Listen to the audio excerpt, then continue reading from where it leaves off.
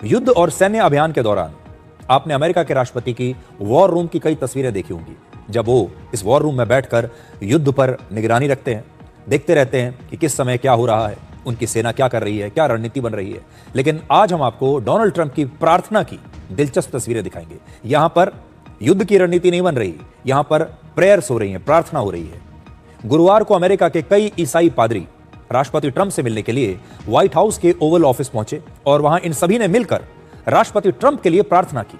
उन्होंने ईश्वर से Donald Trump को बुद्धि, ताकत और स्पष्ट सोच देने की प्रार्थना की, जिससे वो इस मुश्किल समय में सही फैसले ले सकें और अमेरिका को सही दिशा में ले जा सकें और इस युद्ध को जीत सकें। आप तस्वीरों में देखिए कि ट्रंप अपने डेस्क के पास बैठे हुए हैं और ये सारे पादरी, ईसाई पादरी, उनके चारों तरफ खड़े होकर प्रार्थना कर रहे हैं। और अब ट्रंप की इन तस्वीरों पर पूरी दुनिया में चर्चा हो रही है। We are honored to come before your presence today, lifting up the arms of our president.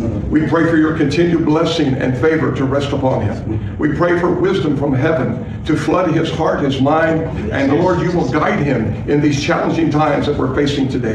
I pray for your grace and your protection over him.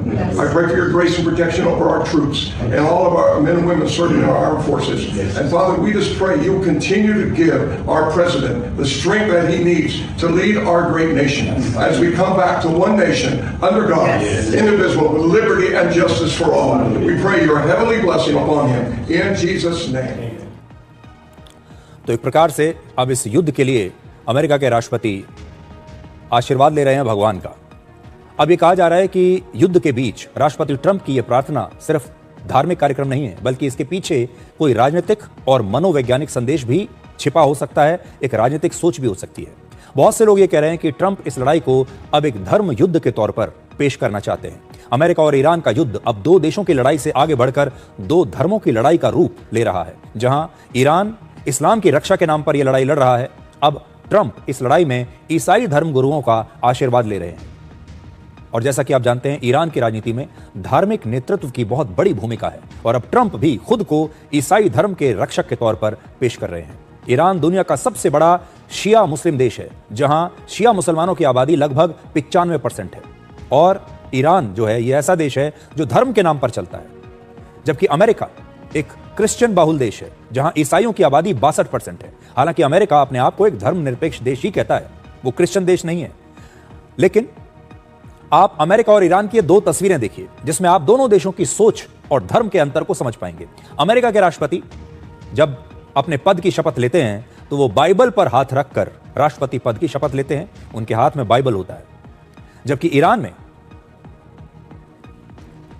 एक मुस्लिम धर्मगुरु ही वहां का सुप्रीम लीडर बन सकता है और वहां के सुप्रीम लीडर को अल्लाह के बाद सबसे ऊपर माना जाता है।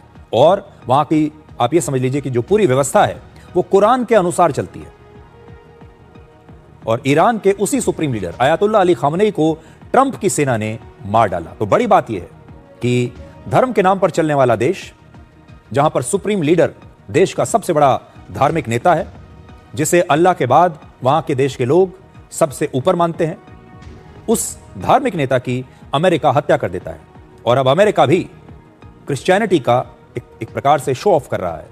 इसलिए ईरान इस हमले को इस्लाम पर हमला मानता है।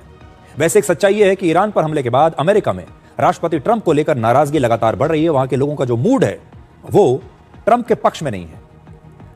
कई न्यूज एजेंसीज और मीडिया हाउसेज ने वहां अलग अलग प्रकार के ओपिनियन पोल्स करवाए हैं और उन सब के मुताबिक अमेरिका के ज्यादातर नागरिकों ने ईरान पर हमले का विरोध ही किया है। तो क्या इस प्रार्थना के जरिए ट्रंप अमेरिका की जनता का एक नैतिक समर्थन हासिल करना चाहते हैं और इसके लिए उन्होंने धर्म का रास्ता चुना है? एक बड़े मशहूर रोमन दार्शनिक हुए थे जिनका नाम है लूसियस सेनेका। उन्होंने कहा था, आम जनता के लिए धर्म एक सच है, बुद्धिमानों के लिए यह झूठ है और शासकों के लिए धर्म एक उपयोगी चीज है। तो शासक धर्म को उपयोगी मानते हैं। तो क्या राष्ट्रपति ट्रंप भी इसी फॉर्मूले से अमेरिका की जनता का भरोसा जीतना चाहते हैं?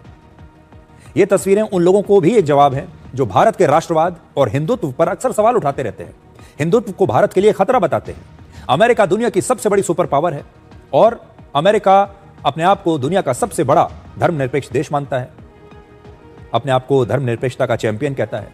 लेकिन जब जरूरत पड़ती है तो वहां के राष्ट्रपति भी ईसाई पादरियों के साथ बैठकर प्रार्थना करने में हिचकते नहीं हैं। क्या आप यही तस्वीरों की कल्पना भारत में कर सकते हैं?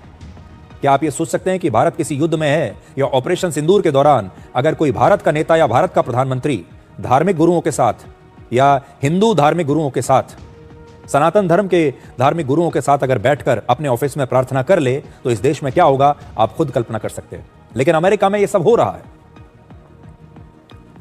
ईरान के पूर्व supreme leader Ayatollah Ali Khamenei के आधिकारिक सोशल मीडिया अकाउंट से एक पोस्ट करके इजराइल को कड़ी चेतावनी दी गई है। इसमें लिखा है कि ज़ियोनिस्ट रिजीम यानी यहूदी शासन ने बहुत बड़ी गलती की है और इसके नतीजे उसे बहुत भारी पड़ेंगे। और इसके साथ ईरान की एक मिसाइल की तस्वीर लगाई गई है। यानी संदेश साफ है कि अमेरिका को जवाबी कार्रवाई जरूर दी जाएगी। तो खामनेई तो अब जिंदा नहीं है, लेकिन खामनेई का जो सोशल मीडिया अकाउंट है उसे ईरान की सरकार अभी भी एक्टिव रखे हुए है, वो सक्रिय है और उसका इस्तेमाल भी किया जा रहा है। तो ये खामनेई की तरफ से उनके सोशल मीडिया हैंडल से ये सोशल मीडिया पोस्ट किया गया है जिसमें वो कहते हैं कि अमेरिका ने बहुत